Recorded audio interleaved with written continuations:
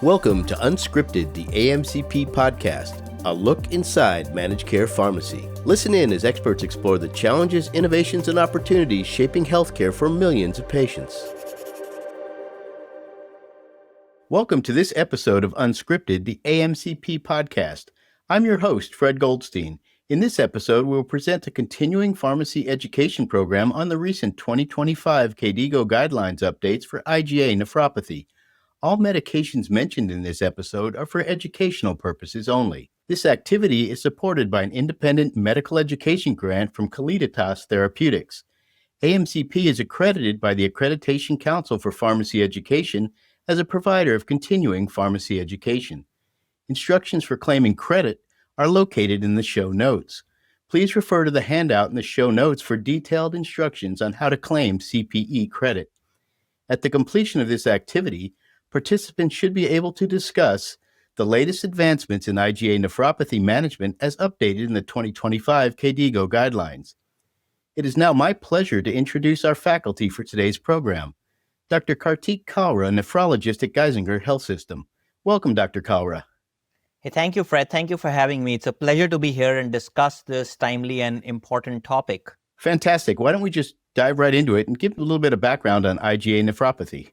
IgA nephropathy is still classified under the Rare Disease Consortium. It's one of the most common causes of glomerular disease worldwide. It's a B-cell mediated autoimmune disorder whereby you have poorly glycosylated galactose deficient IgA1. They form immune complexes. These immune complexes deposit in the glomeruli, which are the kidney filtering units, and trigger inflammatory cascade and cause progressive kidney damage. It is a B-cell mediated autoimmune disease. It is still under the Rare Disease Consortium because we don't biopsy enough. And the prevalence of the disease varies in US versus Europe versus the Asian belt just because of the aggressiveness to do biopsy.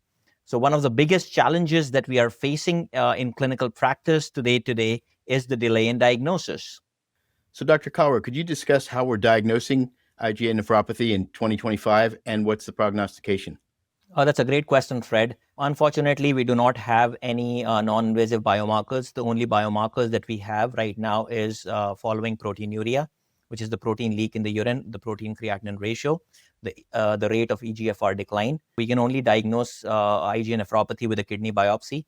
Since our thresholds based on the radar data have gone low with proteinuria, we need to decrease our thresholds for biopsy also. This calls for a change in paradigm, a change in shift in thinking about this disease. We need to aggressively biopsy these patients to make a diagnosis at an early stage so we can target these patients with the right immunological management or disease modification to help modify the course of the disease in the long run.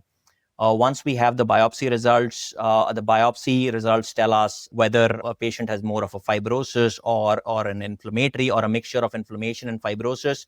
This together with patient's age, blood pressure, whether patient is on RAS blockers, immunosuppression, helps us. We can put all of this in an IgA prognostication tool, which helps us prognosticate a patient and helps us tell the patient what is the risk of patient's decline.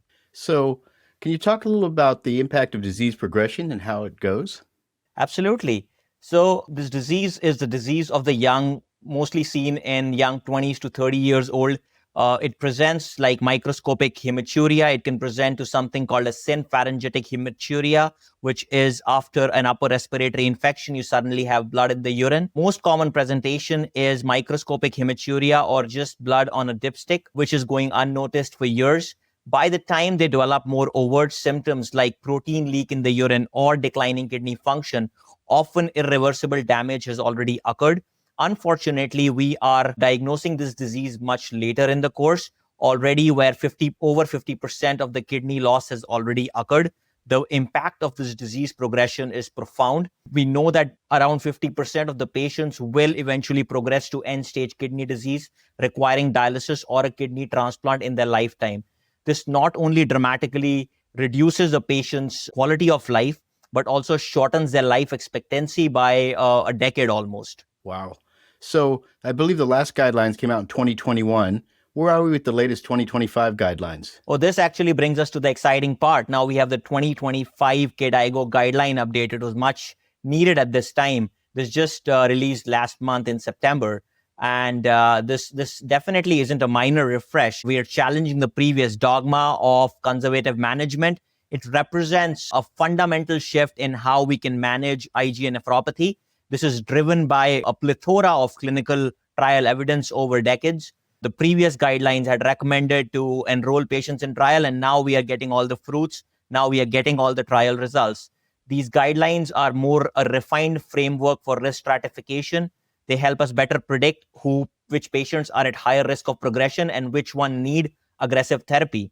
So it's taking away from the regular watch and wait therapy to targeted disease modification or foundational therapy. It's not tailoring to one size fits all rule. It's more about tailoring the right therapy for the right patient. So when you think about this, obviously there's an urgency to get this going early, correct? Absolutely. These guidelines are stating that patients with IgAN who are at risk of progressive kidney loss if their protein leak is greater than 0.5 gram per deciliter while on or off treatment, we need to start additional treatment for these patients. And it's delineating the fact that in most of the patients, we need to simultaneously prevent IgA-mediated immune complex formation, which is one side of the graph, and in parallel reduce the consequences of existing IgA-induced nephron loss. So it wants us to manage two diseases at the same time, or which is called simultaneously. The latest data by Radar, which basically paved the way, it greased the wheels for all the newer therapies in IgA nephropathy. It basically stated that the earlier proteinuria guidelines were anything less than a gram should be okay. And we were watching and waiting for decades because we did not have newer therapies.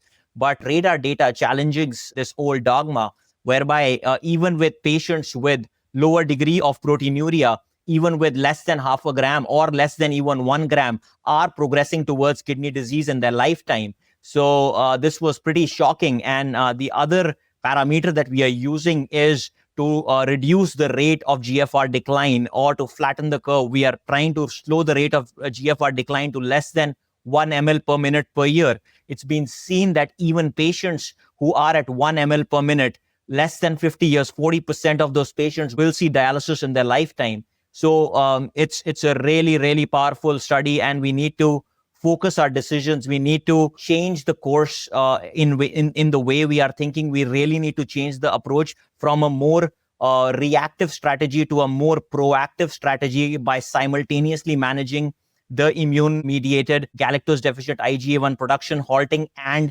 nephron loss through the CKD mechanisms. So it really is about combination therapy to try to slow this progression. It's absolutely a lot about combination therapy. It's about tailoring the more personalized, more combination approach, targeting multiple pathways, because we have better mechanistic insights into this disease at this point. So we know that there are multiple hits that are leading to this disease. So it's important to target different hits at the same time, and targeting different hits requires combination therapies. When you're thinking about these combination therapies and slowing the progression, how does that outlook look now as you start to look forward on the patients over the term of their life? Oh, these combination therapies, or in general disease modifying, I put them in two buckets: disease modification and foundational therapies. Both are actually helping in proteinuria reduction in their own mechanistic ways. But we need to understand the proteinuria reduction with disease modification is different from proteinuria reduction with hemodynamic effects of foundational therapies. So we are still kind of awaiting more data. We still have only 2 years or 3 years worth of data. We are still wanting more data. We don't have more data on combination therapies at this point, but the guidelines and what they're suggesting is that there's a strong clinical evidence that these therapies are actually slowing down the progression of this disease by acting on multiple hits and eventually preventing kidney failure in the lifetime of a patient, because we are extrapolating this data to 10, 20, 30 years. Excellent. So how should payers and others look at this? The payers should look at this is that we are clearly moving from a linear one-size-fits-all approach treatment. It is no longer supportive care followed by steroids or supportive care and steroids. The guidelines now incorporate a broader range of therapeutic options. We have disease-modifying therapy like Nefecon or Tarpeo. We have endothelin receptor antagonists like sparsentan. We have the SGLT2 inhibitors, and we have the underlying RAS blockers. So we are moving away from traditional corticosteroids like prednisone and methylprednisone. We need to be more cautious and more selective in our approach. While still, I feel that they are a tool. Steroids are a tool in the clinical armamentarium. They are no longer a default second-line therapy or first-line therapy for patients with persistent proteinuria. We need to kind of think about prioritizing steroid-sparing therapies, which are disease-modifying, because the side effects of steroids based on the prior trials, like testing to stop IgAN, outweigh the benefits that they have in clinical care.